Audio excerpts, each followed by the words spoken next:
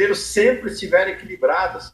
Todo mundo sabe que a grande fake news do golpe é a tal da pedalada fiscal. Não tinha pedalada fiscal nenhuma. As finanças estavam sob controle e você tinha, claro, que uma situação difícil por conta da crise de 2014 e 2015. Agora, a gente tem um ano de crise depois de 12 anos de bonança e não se deu a chance do governo do PT enfrentar essa crise.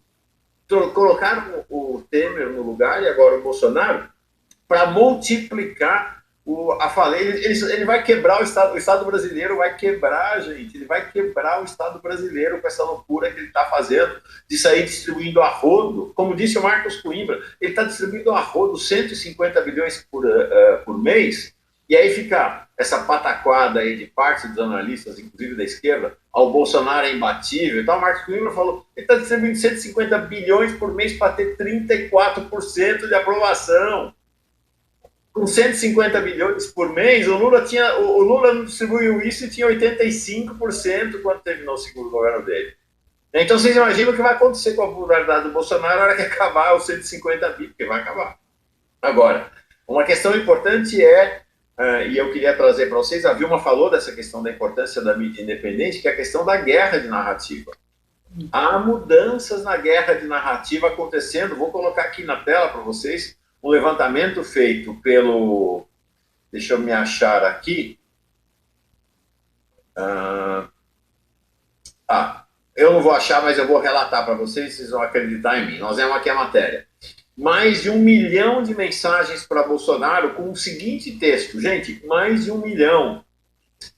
Presidente, por que Michele recebeu 89 mil do Queiroz? Ele recebeu mais de 1 milhão de mensagens pelas redes sociais, o que quer valer que a cada 40 segundos surgem 1000 tweets com essa pergunta direcionada ao Bolsonaro. Eles perderam completamente o controle das redes nesse fim de semana. Eu mandei 10. O Fábio... Só eu mandei 10. Então é isso, você está tendo uma guerra de narrativa, me parece que num patamar já um pouco diferente do que a gente assistiu até agora recentemente. Desculpa, passo para vocês, falei demais. Posso entrar aí, Patrícia? Eu queria voltar para essa questão da política de transparência e saúde fiscal do Brasil durante os governos Dilma, os governos Lula e Dilma. E dizer o seguinte, para além da criação da AGU e fortalecimento da AGU, Jorge Agem foi o grande ministro e que realmente construiu com Lula e com Dilma essa política de transparência. É importante a gente também destacar, Mauro e Patrícia, uma questão que as reservas do Brasil, no final do governo, do que eles impuseram de final de governo Dilma, era de 357 bilhões em caixa. Isso é uma realidade que o Brasil nunca antes tinha vivenciado. Isso para a gente é muito importante, porque nós estamos falando de uma grande responsabilidade fiscal. A lei instituída em 1999, ainda num governo que fazia muito proselitismo com responsabilidade fiscal, a partir de 2003, era uma questão de um modelo de governança que se instituiu. E quando você tem no Ministério do Planejamento da Dilma Rousseff uma Miriam Belchior, a gente não estava de brincadeira. Nós estávamos debatendo a possibilidade de nós darmos uma virada. A própria criação dos BRICS, que é importante a gente destacar, a mudança de uma geopolítica que mudou a relação com o Mercosul, o enfrentamento que nós fizemos ao NAFTA, e a gente criando uma nova zona de comércio no mundo que, pela primeira vez, não estava submetida nem às políticas do FMI, nem às políticas da zona do euro, e nós estávamos pensando numa geopolítica econômica internacional, e que aí o companheiro Celso Amorim tem muito dessa construção, né? É importante a gente destacar. A gente pode pegar exemplos da própria Agência Nacional de Cooperação, né? A ANC, a gente pegar as políticas da ANA, por exemplo, a Agência Nacional de Água, e como ela direcionou suas políticas para os 14 países do continente africano, são exemplos. Mas quando a gente fala na possibilidade de nós erguermos os BRICS, confrontar a zona do euro e o mundo controlado pelo dólar, quer dizer, isso aqui é o grande assombro dos Estados Unidos. Isso aqui é o grande assombro do chamado G7 no mundo.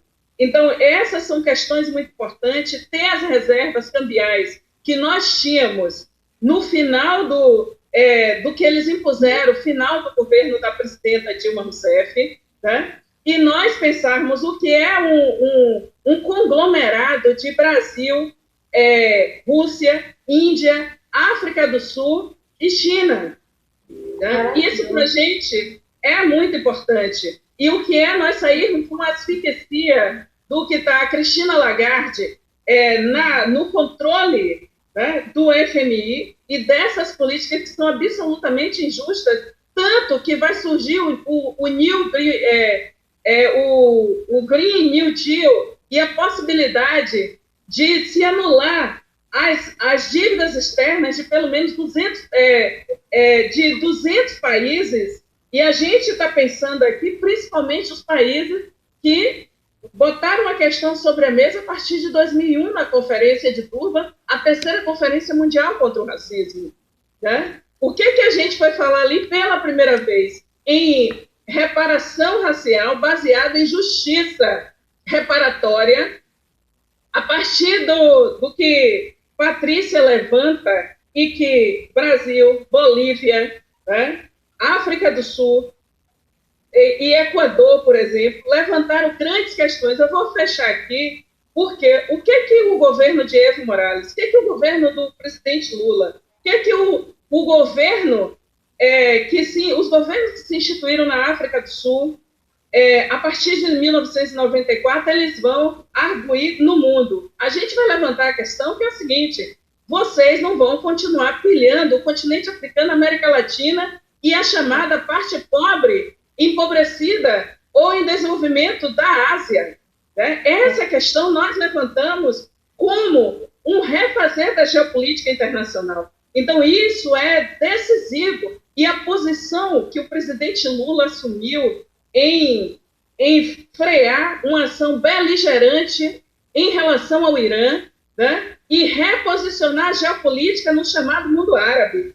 Isso botou os Estados Unidos, a Casa Branca e o Congresso norte-americano para fazer com que emergisse novas lideranças, inclusive dentro dos Estados Unidos. A posição de Nancy Pelosi, a posição de Alexandre Ocasio-Cortez, a posição de Bernie Sanders, né? É esse reposicionamento. A vitória de Sadiq Khan dentro de Londres, enfrentando a extrema-direita inglesa, né? E enfrentando o Bannon e todos eles que foram apoiar o Brexit, né? Essa proposta horrorosa de detonar a União Europeia. Nós que vimos, eu estava em Viena em 93, quando estava tendo o referendo para, depois de 45 anos, a Áustria, por exemplo, se reposicionar, porque ficou 45 anos recuada.